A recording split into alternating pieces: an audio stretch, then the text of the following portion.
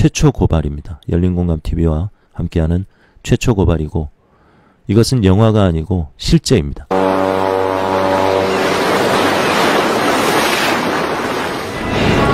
안녕하세요. 열린공감TV 강성의 끝까지 간다 강성 기자입니다. 오늘은 특별히 편성을 생방송으로 잡아봤습니다.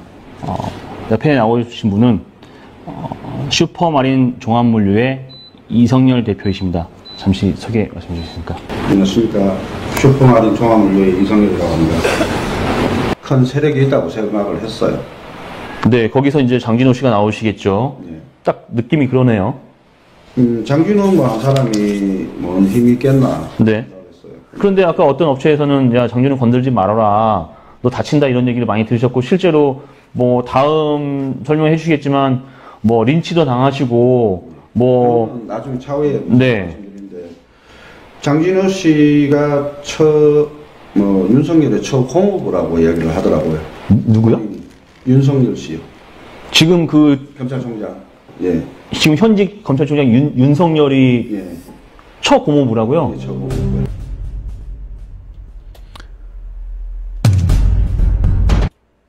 네, 지금 이성윤 대표의 입을 통해서 이 사람이 윤석열 검찰총장의 처의 고모부다라고 증언을 했어요. 이 사람이 오늘 이 거대한 악의 카르텔을 고발하는 이 영상의 주인공입니다. 여러분, 이 이름을 꼭 기억해 주시기 바랍니다.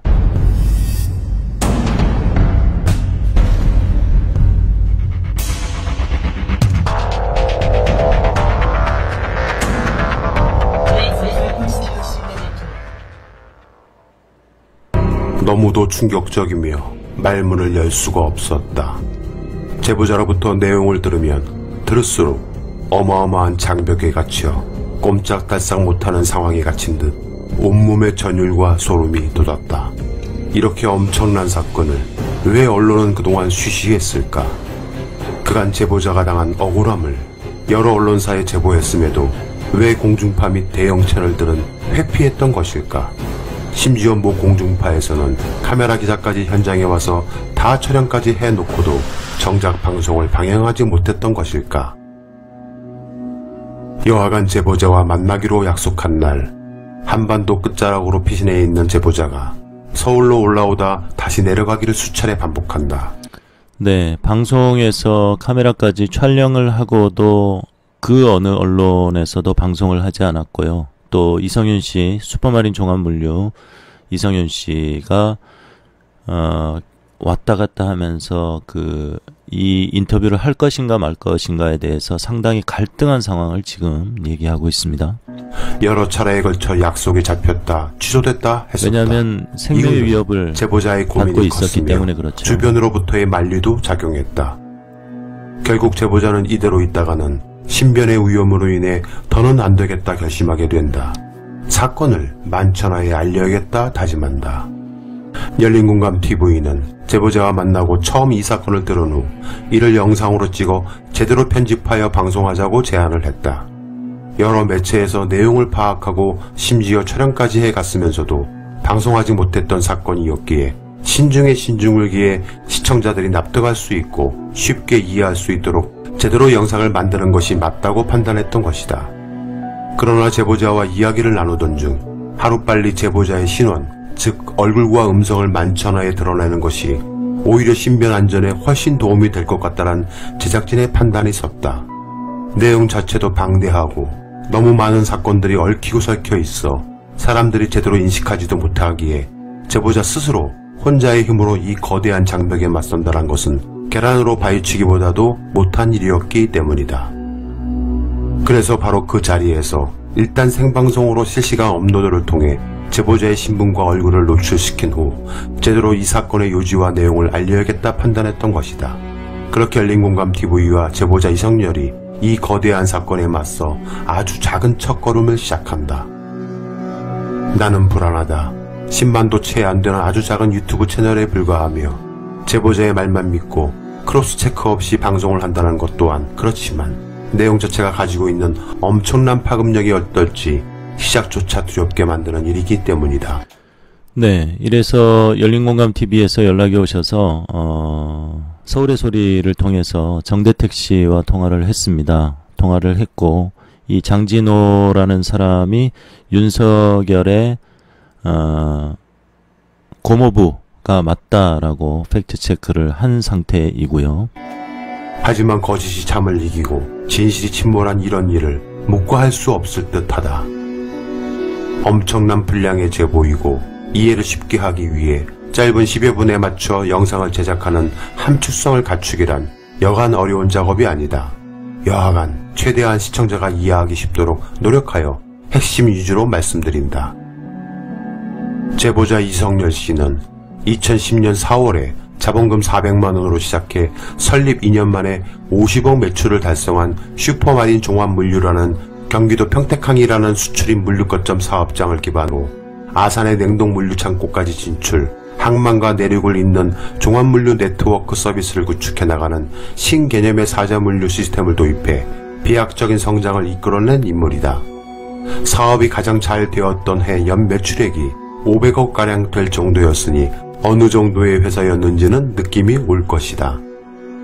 슈퍼마린 종합물류는 2010년 회사 설립 후 4여 개월 만에 매출액 8억에서 2년 만인 2012년 상반기에만 50억 매출을 올리며 가파르게 성장하던 중 농산물 수입 및 직판매 유통을 통한 투자 수익까지 창출되는 안정적인 수익 구조를 마련하게 된다. 이러한 성장세가 지속되면서 슈퍼마린 종합물류는 화물 유출을 통한 평택항 산업 활성화와 신규 직원 고용을 통한 평택시의 일자리 창출에도 기여했다는 평가를 받고 있던 건실하고 대단한 회사였다. 그리고 동북아 물류의 허브라 할 수 있는 평택항에는 이성열 씨와 같은 동종 경쟁 업체들이 있었으며 모두 함께 협업하여 수출입 물량에 따른 물류관리 시스템을 갖춰 나가던 중이었다. 평택항은 중국과 최단거리 인접항으로 한중 무역의 요충지일 뿐 아니라 물동량 이동이 용이해 보세 화물의 통관이 빠르게 진행되는 곳이다. 네, 이 평택항에 물류 회사들, 여러 개의 물류 회사들이 있었다고 얘기를 하죠. 그리고 서로 또 선의 경쟁을 해가면서 그리고 또 협업해가면서 이 물류 사업을 키워나갔다고 합니다. 그리고 주로 농산물 유통을 주로 하는 주 업무가 그렇다고 합니다. 그리고 농산물은 여러분들도 아시겠지만 관세라는 것이 있습니다. 그런데 농산물을 그대로 관세를 매기면 그대로 수입을 해서 관세를 매기면 뭐 500% 600% 정도가 됩니다. 10,000원어치 농산물을 수입을 한다고 하면 관세가 50,000원 60,000원이 되는 거죠. 그런데 편법을 사용할 수 있습니다. 완제품을 싸게 해서 수입을 해서 이것을 가공의 목적으로 하게 되면 세금이 500% 600%에서 한 20% 30% 20몇 프로 정도밖에 안 된다고 합니다. 이런 편법을 써서 들어온 거죠. 이 새로운 그 회사의 이름이 나오는데요. 계속 보시면 되겠습니다. 그곳에 가장 많은 중국산 물품이 들어오는 것 중 하나가 바로 농산물과 곡물이다. 자본금 400만원의 직원 1명으로 시작한 슈퍼마린 종합물류는 어느새 수십여 명의 직원을 둔 매출 500억 원을 바라보는 물류기업으로 성장하던 중 자꾸 이상한 일들이 발생한다. 2010년 9월 전현직 세관원 관세청 직원들이 주식회사 선라이즈 F&T라는 수입산 고관세 농산물 회사를 만든다.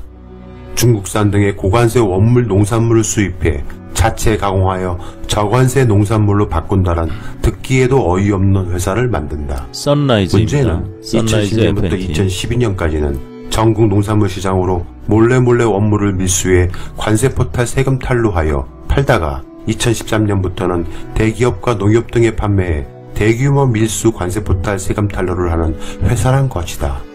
그것도 전현직 세관원 관세청 직원들이 말이다. 말 그대로 관피아들이었던 것이다. 네, 관세청 직원들하고 서로 협력을 해서 거대한 세금 포탈, 관세 포탈을 자행했던 회사, 바로 선라이즈입니다. 오늘 여러분들이 기억하실 것은 윤석열의 고모부, 윤석열의 처 김건희의 고모부 장진호죠. 장진호, 그리고 피해를 입었다고 주장하시는 이 피해자, 슈퍼마린 종합물류의 이성열 대표, 죄송합니다. 이성열 대표. 그리고 지금 등장하는 이 선라이즈 FNT라는 회사를 기억해 주셔야 됩니다. 평택항 동종업계는 이들의 반칙과 편법으로 인해 조금씩 피해를 입게 된다. 주 선라이즈 FNT는 고관세 농산물을 수입해 가공하겠다는 회사이다. 선라이즈는 여타 농산물 가공업체와 차별화된 입지적 특징을 지니고 있다. 바로 황해경제자유구역에 자리잡은 유일한 농산물 가공업체라는 점이다. 2012년 이후 경제자유구역에 농산물 가공 제조업종에 들어서기 위해서는 세관장과의 협의를 거쳐야 한다고 법 개정이 이루어진 탓이다. 정부 차원에서 더 이상 농산물 가공업체를 자유경제구역에 들이지 않겠다고 공표한 것과 마찬가지다. 그래서 선라이즈는 다른 경쟁사들보다 엄청난 이득을 얻고 있었다. 수입한 농산물 원재료를 인근 가공설비로 곧바로 보낼 수 있게 돼 유통비 절감 효과를 불러왔고, 줄어든 유통비는 가격 경쟁력 상승으로 이어졌기 때문이다. 경쟁사를 밟고 나홀로 쑥쑥 클 수 있는 것이었다. 이렇게 되자 몇몇 업계 종사자는 선라이즈가 특혜를 누린다고 주장한다. 자유경제구역에는 애초부터 농산물 가공설비가 들어설 수 없었다고 지적하는 사람들도 제법 보인다. 그게 아니라면 자신들은 무슨 이유로 한국에서 멀찌감치 떨어져 가공공장을 짓고 유통비를 추가로 투입하면서 공장을 운영하겠냐는 것이다. 문제는 선라이즈가 겨우 24여 평의 컨테이너에서 그 많은 원물을 수입해 가공을 할 수 없었단 것이다. 그냥 그것은 허울 좋은 포장이었고, 실제는 싼 원물을 대기업으로 되파는 말 그대로 관세 포탈, 세금 탈로 미수를 하는 장난질을 했다란 것이다. 경기도는 원래 이 구역에 농산물 가공업체가 들어서는 건 허가되는 일이었다라고 밝혔다. 즉 허용된 곳에 선라이즈만이 설비를 들였고 이후 개정이 이루어졌다는 것이다. 입지를 둘러싼 구설은 시작에 불과하다. 한술 더 떠 몇몇 사람들은 선라이즈가 조직적인 밀수를 벌인다는 충격적인 주장마저 내놓게 된다. 관세청은 국내 농업의를 보호하기 위해 수입 농산물에 대해서는 고관세 정책을 취하고 있다. 다만 가공상품으로 만들기 위해 수입해오는 농산물은 고관세 정책에서 한 발 비껴간다. 콩나물 콩을 그대로 들여와 국내에 유통하면 487%의 관세가 부과되지만 콩나물 콩을 콩나물 재배 목적으로 수입하면 27%의 관세만 반영된다. 네. 상상해보시라. 이해하셨죠? 선라이즈가 국내에 수입한 농산물을 이렇게 조직적으로 관세 포탈을 자행해온 업체가 선라이즈 FNT입니다. 당시 관세율은 무려 607.5%에 달한다. 그것을 가공 목적으로 원물을 들여오면 관세는 현격히 낮아진다. 말 그대로 땅 짚고 헤엄치기란 것이다. 문제는 밀수 가능성이다. 가공용 수입 농산물을 시중에 유통하면서 당국의 적발을 비껴갈 수 있다면 엄청난 폭리가 가능해진다. 법으로 엄격히 금기시되는 농산물 가공업체가 수입 농산물을 직접 유통까지 하는 일을 벌인다. 농산물 수입 과정에 직간접적으로 관여하는 관련 관공서와 그것 출신들이 만든 선라이즈. 대표인 유모 씨를 비롯해 핵심 창립 멤버로 꼽히는 8명 가운데 5명이 모두 세관 공무원 출신이다. 네. 당시 평택세관에서 실세로 꼽히었던 인물들이 모두 선라이즈 사람들이란 말이다. 선라이즈 FNT의 핵심 인물 8명 중에 5명이 관세청 직원들이라는 거죠. 이것은 거대한 악의 카르텔이죠. 그러다 여러 사건들이 터진다. 평택세관 공무원의 금품 수수 사건, 즉 평택 직하세관 직원이 보세창고 업자로부터 금품을 수수했던 사건이다. 하지만 이 사건이 경찰 조사를 통해 점점 선라이즈 쪽과의 유착관계로 수사가 진행되고 선라이즈 쪽에서 그 공무원을 빼고 자신들의 사람으로 심으려고 하는 등 그 공무원을 압박하자 그 공무원은 자신의 아파트 다용도실에서 숨진 채 발견되는데 경찰은 자살로 판단했으나 제보자는 자살인지 타살인지 불분명하다고 한다. 경쟁사들이 자꾸 불공정 거래에 대해 의혹을 제기하자 선라이즈는 그들 회사를 하나씩 제거해 나가기 시작했었다. 그중 제보자 이성열 씨의 회사인 슈퍼마린 종합물류도 큰 피해를 입게 된다. 어느 날 수입 업물이나 곡물을 유통하는 대표 유통 거성들이 있는데 그중 가장 막강한 권력을 가지고 있던 사람이 등장한다. 그가 여러가지 달콤한 제안을 제보자에게 한다.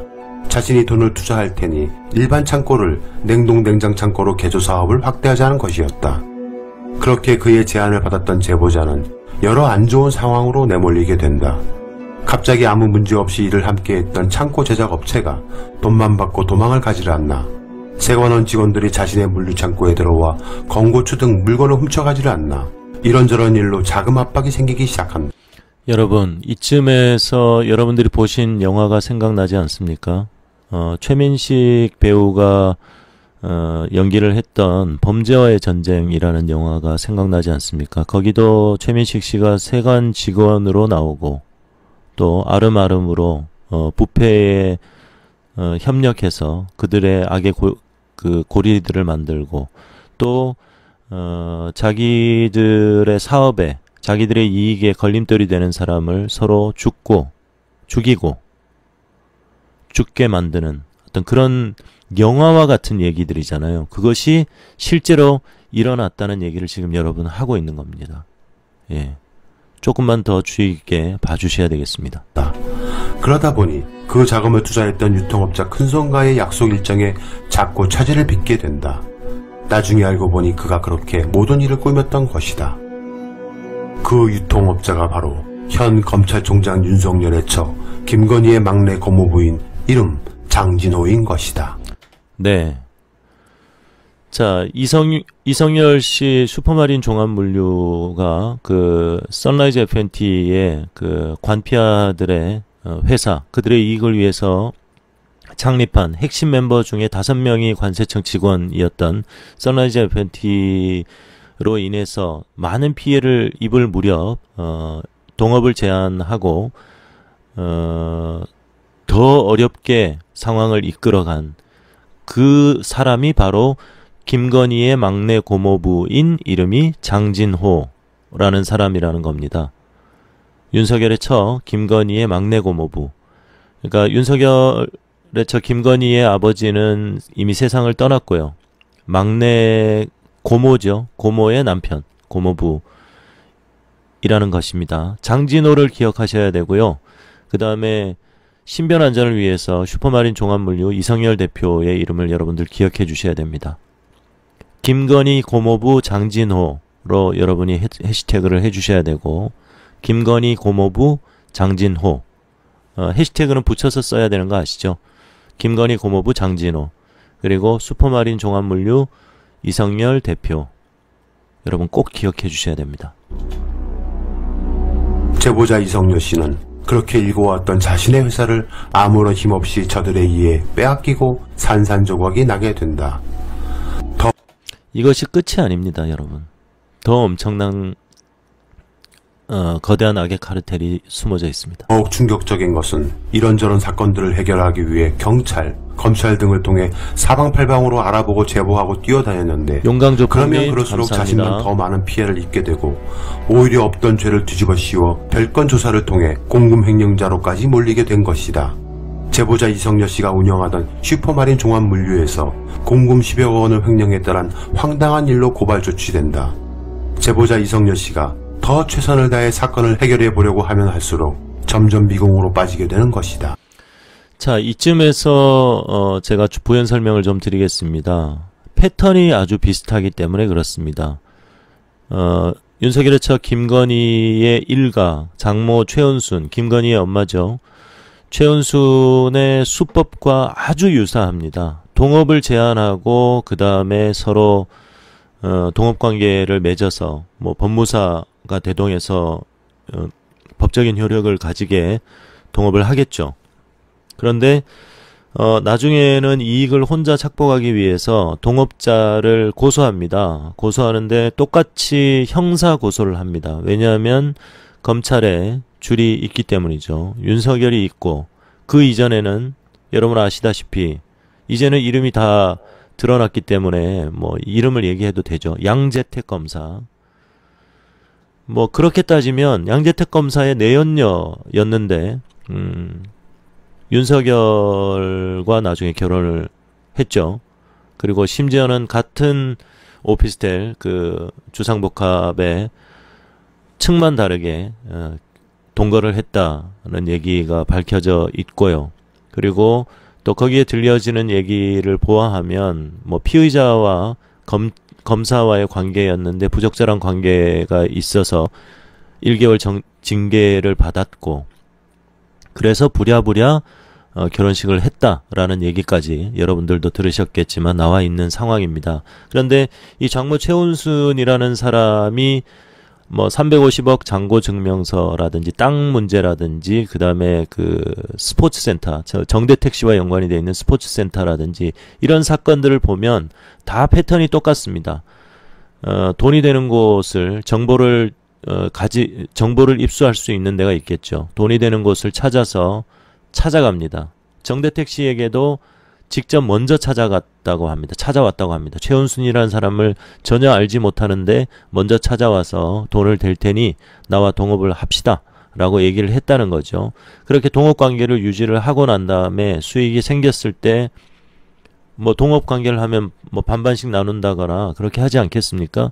그런데 그 돈을 줄 생각이 애초에 없는 거죠. 그래서 형사고소를 하고 깜빵에 집어넣고 계속 그런 식으로 그 수익을 혼자 착복을 합니다. 그 정대택 씨 관련 사건은 짧게 설명드리면 여러 번 제가 설명을 해드렸기 때문에요. 정대택 씨는 그 거대한 스포츠 센터의 관리인이었습니다. 그렇기 때문에 거기에 대한 상황을 누구보다 잘 알고 있죠. 그런데 채권이 시장에 나오게 되는데요. 한 5개월, 6개월 정도만 가지고 있으면 100억에 나왔는데 5, 6개월만 가지고 있으면 이것을 150억 이상 팔 수 있는 리스크가 많지 않은 그런 채권인 거죠. 그런데 100억짜리 채권을 사기 위해서는 10억이라는 현금이 있었어야 됐어요. 근데 정대택 씨에는 이게 없었지요. 없었기 때문에 이걸 어떻게 하나, 이것은 수익을 낼 수 있는 건데 고민하고 있던 시점에 최은순이 찾아온 거죠. 김건희의 장모, 윤석열의 장모, 김건희의 엄마죠. 최은순이 찾아와서 동업을 제안하고 그 다음에 법무사를 대동해서 서로 이익이 나던 손해가 나던 서로 균분하기로 약정을 합니다. 약정을 했는데 실제로 한 5개월여 만에 52억의 수익금이 생겼습니다. 그러면 약속한 대로 26억씩 서로 이익을 나눠 가지면 됩니다. 그렇지 않습니까? 여러분들이 만약에 그 주체라면 그렇게 하지 않겠습니까? 그런데 그 반을 주기가 싫은 거예요. 그래서 이 법무사에게 회유를 합니다. 정대택 씨의 강요에 못 이겨서 한 것이기 때문에 이건 무효다라고 주장을 해라. 증언을 해라. 그러면 내가 그 수익금의 반을 너에게 줄게. 그래서 13억을 주기로 합니다. 52억의 수익금이 났고요. 5, 6개월 만에. 그 다음에 26억씩 나눠야 되는데 그 반을 넣어줄 테니 너 위증해. 라고 한 거죠. 근데 그 법무사가 그것을 받아들이죠. 근데 그 법무사는 정대택 씨와 고향 친구입니다. 13억 때문에 배신을 한 거죠. 그런데 최은수는 실제로 13억을 다 주지 않습니다. 현찰 2억을 줬고요. 그 다음에 3억짜리 김명신의 명의로 되어 있는 빌라를 이 법무사, 백법무사의 아내의 이름으로 이전을 해줍니다. 3억 정도 시세가 되는. 그러면 총 한 5억을 준 거죠. 13억을 주기로 했는데 5억을 준 거예요. 8억을 또 꿀꺽한 거예요. 근데 이 법무사가 계속 따졌겠죠. 왜 13억을 주기로 해놓고 나는 고향 친구까지 배신했는데 왜 약속을 지키지 않느냐라고 했겠죠. 그런데 또 이 법무사를 위증의 혐의로 또 2년을 더 살게 합니다. 정대택 씨도 결국 깜빵을 살았고요. 이 법무사는 매일 찾아가서 정대택 씨에게 무릎 꿇고 빌었다고 합니다. 내가 잘못했다. 용서해달라고. 그랬다고 합니다. 근데 2년을 살고 난 다음에 법무사는 세상을 떠납니다. 얼마나 마음속에 응어리가 있고 친구에게 미안한 마음이 있었겠습니까? 만신창이가 됐습니다. 그 법무사는. 왜냐하면 최은순이 또 고소를 했어요. 이것은 내가 준 것이 아니라 대가에 의해서 준 것이 아니라 빌려준 거다. 그래서 그걸 환수 돌려받기 위해서 소송을 겁니다. 그래서 판결이 어떻게 났냐면 2억은 써버렸고 지금 없기 때문에 이것은 뭐 의미가 없다. 그리고 그 대신 집은 다시 돌려주라고 해서 집을 다시 김건희의 명의로 뺏어갑니다. 탈탈 털어서 다시 다 뺏어갑니다. 결국은 52억에 대한 수익을 최은순이 다 가지게 되는 거죠. 이런 패턴으로 350억 잔고 증명서도 마찬가지지 않습니까? 그게 보통의 범죄입니까? 이게 고등학생 표창장, 동양대 표창장보다 중하지 않은 일입니까? 엄청난 범죄입니다, 이거는. 예. 그럼에도 불구하고 윤석열의 장모라는 이름으로 윤석열 일가의 일이라는 이유로 지금 수사하지 않고 있는 것이 이것이 정상적인 나라입니까? 그래서 우리가 검찰개혁을 하자고 하는 것 아니겠습니까? 자, 본론으로 돌아가서 이 영상에 나오는 장만호, 윤석열의 처 김건희의 고모부, 최은순과는 어떤 관계입니까? 최은순의 남편의 여동생의 남편인 거죠. 패턴이 똑같습니다. 계속 보시겠습니다. 나중에 그는 깨닫게 된다. 모든 전말을.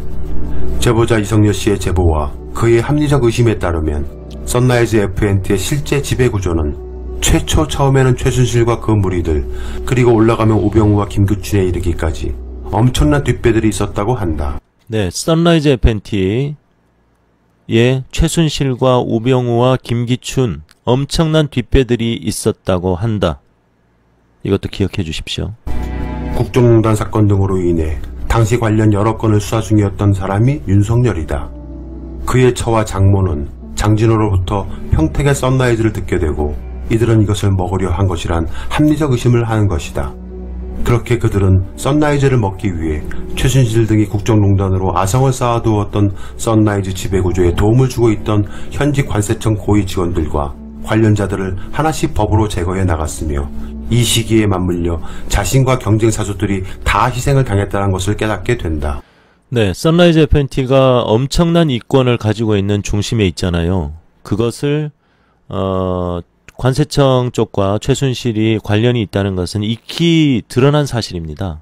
그런데 최순실이 국정농단 사건으로 들어갔잖아요. 그래서 이 세력들이 장진호, 윤석열의 처, 김건희의 고모부, 그리고 이 세력들이 이것을 먹으려고 하는 거죠. 무혈입성을 하고자 하는 겁니다. 그 권력을 이용해서. 즉 장진호와 그 일당들은 선라이즈를 먹기 위해 제보자 등을 통해 여러 선라이즈 연결고리인 화물차를 넣게 하는 등 다양한 방법을 통해 선라이즈 내부로 침투하여 선라이즈의 불법과 탈법, 관피아와 최순실 등의 지배구조를 무너뜨리고 그것을 그대로 그들 즉 최은순과 김건희 그리고 막내 고모부인 장진호 등이 먹었다는 것이다. 선라이즈 입장에서는 윤석열 등 검찰의 압박으로 회사가 공중분해되거나 모두 깜빵에 가야 할 처지였는데 최은순 측이 깜빵을 택할래 아니면 우리말 들을래의 선택지에 소위 배를 갈아타다란 것이다. 그리고 정말 충격적인 것은 그곳 평택항에 중국계 자본의 외자 유치를 통한 황해 경제자유구역을 만드는데 차이나머니 유치로 기본안을 구상했고 세계 최대 차이나타운을 짓겠다는 등 여러 발표로 인해 극심한 투기 바람에 휘말리기도 했었다. 그러나 결국 이 잿빛 구상은 평택 등 일부 지역만 개발 투자 입지로 선정돼 사업이 진행됐었고 중국 자본 투자라 해야 겨우 장가항공민이라는 중국 물류회사가 당시 약 240억 원을 투자해 사업이 진행됐는데 그곳에 더 많은 투자를 한국 기업이 했었다. 바로 도이치 모터스이다. 무려 340억 원을 투자한 것이다. 자, 도이치모터스 하니까 또 반짝하고 정구가 들어오죠. 네, 도이치모터스 주가 조작 의혹 그리고 김건희와 연관된 사건은 여러분들 다 들어보셔서 아실 것입니다. 그것도 짧게 설명을 드리면 그렇습니다. 도이치모터스는 최대 주주, 도이치모터스가 도이치모터스 주식을 구매한 평균 단가가 한 1,500 얼마 정도 된다고 합니다. 1,600원으로 가정을 하고요. 1,600원에 한 주를 사는 거예요. 최대 주주가. 그런데 김건희가 도이치모터스의 주식을 산 평균 단가가 800원대입니다. 이게 가능한 일입니까? 특혜가 없으면 가능한 일입니까? 도이치모터스도 이 일과도 연관이 있는 것이죠. 유착관계를 합리적으로 의심해 볼 수 있죠. 여러분이 알고 있는 윤석열의 처 김건희에게 10여 년 동안 여러 도움을 주고 있다던 바로 그 도이츠 모터스 말이다. 여기까지가 제보자 이성열 씨가 말한 내용을 함축한 것이다. 이제 이 사건이 어떻게 진행될지, 어떻게 흘러갈지 알 수가 없다. 이 모든 사안에 대해 진실과 거짓, 그리고 제보자의 합리적 의심 등이 제대로 밝혀지길 바란다. 현재 제보자 이성열 씨는 여러 린치 등을 당해 그동안 많은 녹취를 해왔던 휴대폰을 2번에 걸쳐 빼앗기고 얼굴을 맞아 이가 거의 빠져있다. 그렇기에 말조차 제대로 할 수 없기도 하다. 이성열 씨의 신변보호가 시급할 듯하다. 네, 이성열 씨의 신변보호가 시급해서 얼굴을 공개하고 이름을 공개하기로 하고 이틀 전에 인터뷰를 시작했고요. 우리 열린공감TV도 두렵고 무섭다라고 얘기했습니다. 저도 그렇습니다. 이것이 여론이 형성되지 않고 많은 분들께서 여기에 분노하지 않으시면 시작한 사람들은 쥐도 새도 모르게 피해를 받거나 협박을 받을 수도 있고 고소를 당할 수도 있습니다. 우리 수많은 민주진보 진영의 투사들, 그리고 또 큰일을 할 분들이 항상 이런 기득권들의 기획에 의해서 하나하나씩 쓰러져 갔죠. 실제로 생명을 잃기도 하고 정치적으로 사망 선고를 받기도 합니다. 한명숙 전 총리가 대표적으로 그랬습니다. 한명숙 총리는 받지도 않은 돈 9억 원을 아직도 국가에 갚고 있습니다. 그 사람이 다시 정치할 확률은 0.1%도 없습니다. 그렇게 유력한 사람들을 한 명 한 명씩 죽여나가고 있는 거예요. 그래서 실제로 우리는 많은 사람을 잃었죠. 우리 가슴에 묻었죠. 고 노무현 대통령님, 노회찬 의원, 김근태 의장님, 그나마 살아나온 사람, 그리고 그들이 죽이고자 했는데 실패한 사람들이 있습니다. 유시민 이사장이 그랬고요. 조국 장관도 살아왔죠. 1년 동안 온 가족이 만신창이가 되도록 집단 린칭을 당하고, 심지어 우리 편이라고 하는 자들도 조국 장관에 대해서 손가락질을 했죠. 나는 저들과 다르다.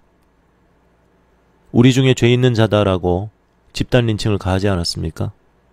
그런데 살아 돌아왔습니다. 그리고 언론을 향해서 반격을 시작했습니다.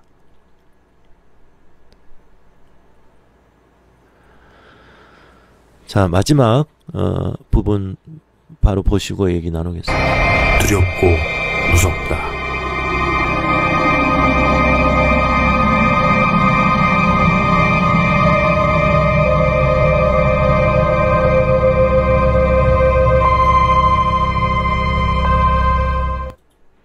네. 이렇게 한 15분짜리 영상, 16분짜리 영상을 보셨습니다. 짧게 정리해드리겠습니다. 이 영상은 열린공감TV에서 이틀 전에 공개를 해주신 내용이고요. 슈퍼마린 종합물류라는 회사를 운영하셨던 이성열 대표가 제보하신 내용을 바탕으로 재구성한 영상입니다. 슈퍼마린 종합물류는 평택항을 거점으로 해서 물류를 하는 회사이고요. 처음에는 400만원의 자본금으로 시작을 해서 연매출 500억대에 이르는 큰 기업으로 성장을 했고요. 또 그 항만의 농산물이라든지 이런 것들을 물류를 담당하는 그런 회사들이 여러 개 있고, 또 선의의 경쟁과 서로 협업을 통해서 커나가고 있는 와중에 선라이즈 F&T라는 회사, 관세청 고위 직원이 핵심 8명 중에 5명이 포진되어 있는 거대한 악의 카르텔의 중심에 있는 집단들이죠. 이들이 이런 사업체들에게 불이익을 가하게 됩니다.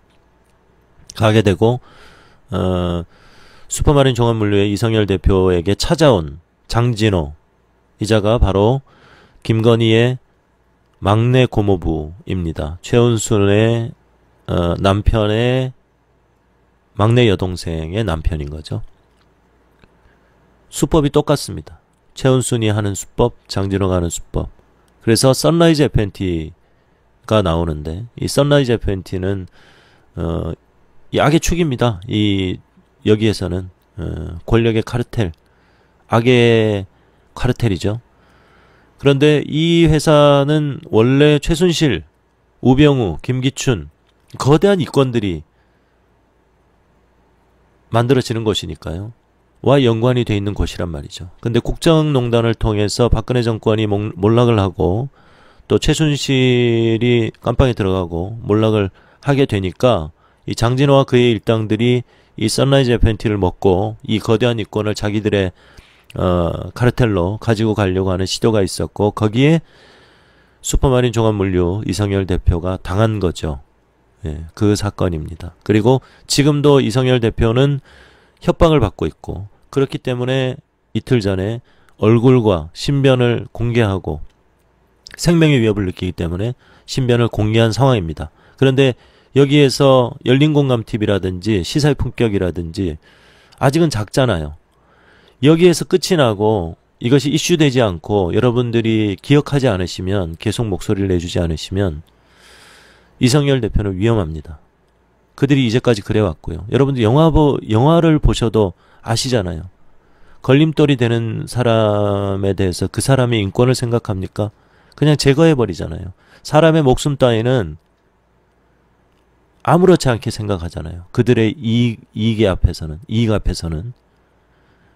이거는 심각한 문제입니다. 그래서 해시태그 운동 해주셔야 되고 다스는 누구 겁니까? 했듯이 슈퍼마린 종합물류 이성열 대표 그 다음에 선라이즈 장진호 김건희의 고모부 장진호 이런 해시태그를 통해서 여러분들이 계속 말씀을 해주셔야 됩니다. 그리고 이 방송을 많이 보실 수 있도록 엄지척 그리고 또 추천 많이 해주시고요. 구독도 해주시고 주변에 공유도 좀 해주시기 바라겠습니다. 모르시는 분들이 너무나 많습니다. 이 일은 단순한 한 일가의 비리를 고발하는 게 아닙니다. 윤석열이 누굽니까? 지금 검찰총장이잖아요. 이들이 거대한 악의 고리들을 통해서 그들의 이익을 추구하려고 하고 공정하지 않게 죄라고 찾아볼 수도 없는 누구나 작은 잘못은 있을 수 있겠죠. 제가 말하는 것은 조국 장관의 얘기를 하는 건데요. 조국 장관은 순진무결해. 이 세상 사람이 아니야. 이런 말을 하는 게 아니에요. 누구나 털면 뭔지 알 수 있어요. 잘못할 수 있고요. 운전을 하는데 나도 모르게 속도 위반을 해서 스티커를 끊을 수도 있고요. 법을 잘 알지 못해서 인지하지 못해서 위법한 상황을 만들 수도 있습니다. 하지만 거기에 합당한 처벌을 받으면 되는 겁니다. 근데 조국 장관의 가족, 정경심 교수, 조민영 이들이 과연 온 나라가 1년 동안 떠들 만큼의 잘못을 했습니까? 지금 검찰은요. 검찰의 논리가 100% 다 무너지고 있습니다. 깨지고 있습니다. 무죄 나올 거예요. 이제까지 1년 동안 수많은 세금을 들여서 100여에 넘는 압수수색을 통해서 그들이 하려고 했던 게 뭡니까? 정말 조국 장관은 죄 있어. 국민들이 몰라서 그러는데 잘못한 게 있어라고 그 신념으로 이들이 했을까요? 아니에요. 조국 장관을 무너뜨리고 민주 진보 진영을 무너뜨리고 이 내부를 분열시키기 위한 저들의 목적이 있어서 그런 거 아닙니까? 바보가 아니면 다 알잖아요, 여러분. 그럼에도 불구하고 여기에 대해서 우리는 많이 분노하지 않는 것 같아요. 시간이 지나면 또 잊어버리는 것 같아요. 이들은 항상 그런 패턴으로 해왔는데 그래서 우리는 똑같은 우를 범하고 똑같은 실수를 범했잖아요. 노무현 대통령이 돌아가시고 수많은 개 시민들이 각성을 했어요. 그런데 노회찬 의원님도 그렇게 손가락질한 사람이 있잖아요. 김경수 지사도 손가락질 했잖아요. 이재명 지사도 마찬가지고요. 조국 장관도 그렇게 손가락질 하지 않았습니까? 저들이 원하는 것이 너희들끼리 싸우라는 거예요. 수평폭력을 유발하는 거예요. 그래서 분열하라는 거예요. 거기에 우리가 똑같이 놀아놨지 않습니까?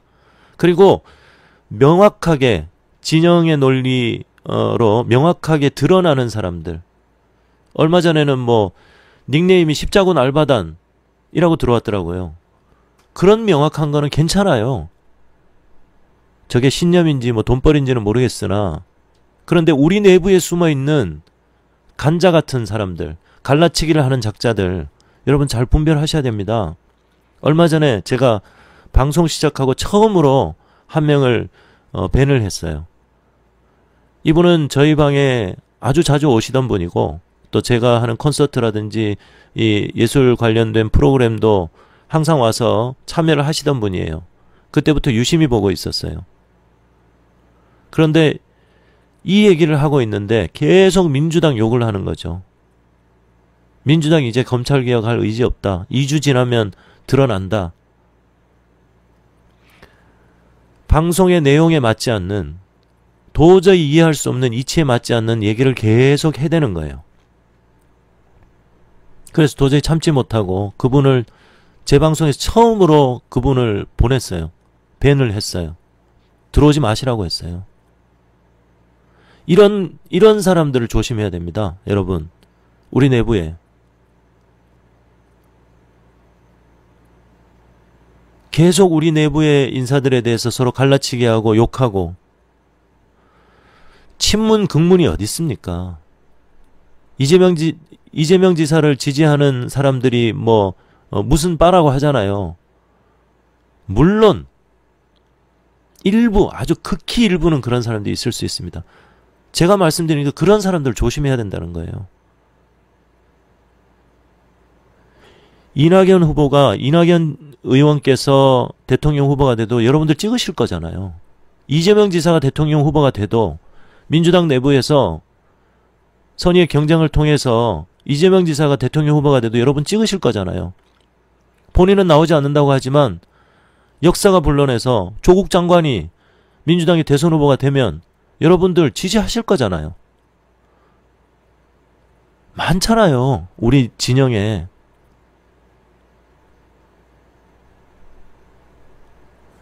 서로 생각은 다를 수 있습니다. 김경수 지사도 대통령 할 수 있죠. 근데 아직은 아니다. 차차기 이렇게 얘기하시잖아요. 다 생각이 디테일하게 다를 수 있지만 민주당 내부에서 건강하게 경선을 통해서 민주당의 대선 주자가 되면 그 누가 된다고 해서 찍지 않을 겁니까? 이재명 지사를 싫어한다고 해서 이재명 지사가 대통령 후보가 됐는데 이재명 싫어하기 때문에 나는 미통당 찍을 거야 하는 사람이 있습니까? 없잖아요. 그런데 교묘하게 우리 편인 척하면서 갈라치기 하는 사람들이 있어요.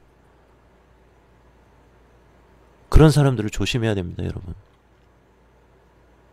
지금 최소 이제 대선 전국이 곧 이미 시작됐습니다. 최소 1년 이상은요.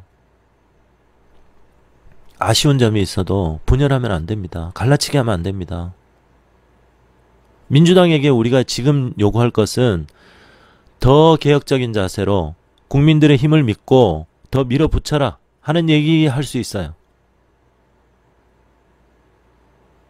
그 이상 하시면 안 되는 거예요. 저도 불만 많습니다. 민주당 불만 많습니다. 하지만 지금은 그 얘기할 때가 아니죠. 이러다가 정권 뺏기면 어떡해요, 여러분. 상상이나 가십니까? 그렇기 때문에 분열하면 안 된다. 분열을 조장하는 자들을 지금은 가장 경계해야 된다. 그리고 오늘 이 보신 영상을 돌려도 보시고 또 열린공감TV의 원본 영상도 봐주시고 많이 공유해 주십시오. 공유해 주셔서 이 윤석열 일가의 이 거대한 김건희, 장모 그 일가들의 거대한 악의 카르텔에 대해서 고발해 주십시오.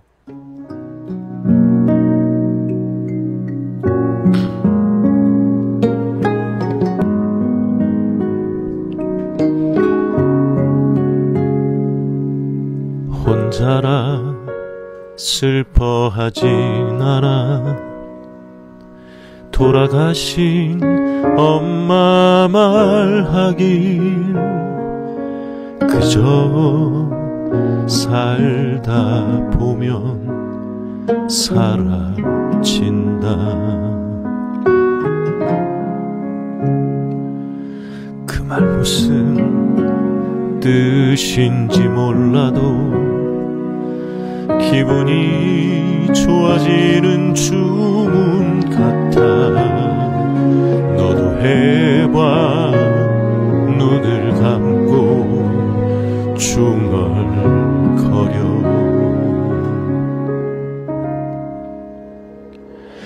그저 살다 보면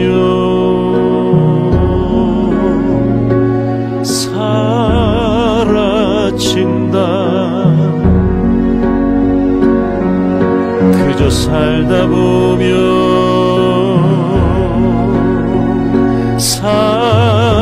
사라진다. 눈을 감고 바람을 느껴봐. 엄마가 쓰다듬던 손길이야. 멀리 보고 소리를 질러봐. 아픈 내 마음 멀리 날아가네. 소리는 함께 놀던 놀이.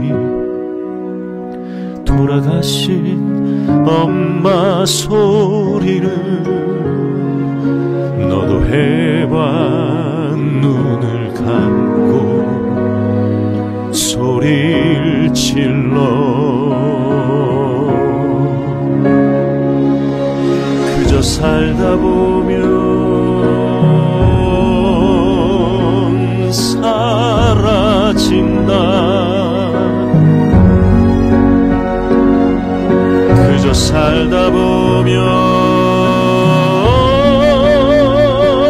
사라진다. 눈을 감고 바람을 느껴봐. 엄마가 쓰다듬던 손길이야. 멀리 보고 소리를 질러봐. 아픈 내 마음 멀리 날아